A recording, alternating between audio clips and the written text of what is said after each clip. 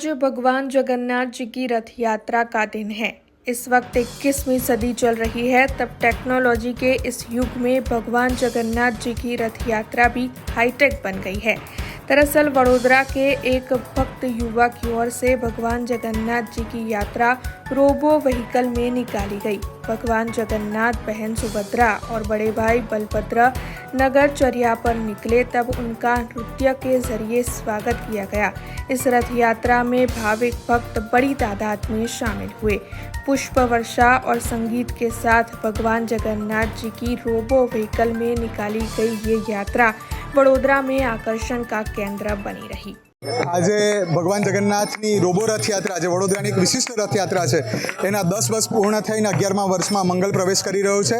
ત્યારે એક જ વાત કહેવી છે કે 21મી સદીમાં આજે જ્યારે વિજ્ઞાનનો દુરુપયોગ થઈ રહ્યો છે ત્યારે વડોદરા એ આ રોબો રથયાત્રા દ્વારા મેસેજ આપવા માંગે છે કે વિશ્વભરમાં વિજ્ઞાનનો વિવેકપૂર્ણ ઉપયોગ કરવામાં આવે, વિનયપૂર્વક ઉપયોગ કરવામાં આવે, જેથી માનવ સંસ્કૃતિનો વિકાસ થાય, વિનાશ નહીં।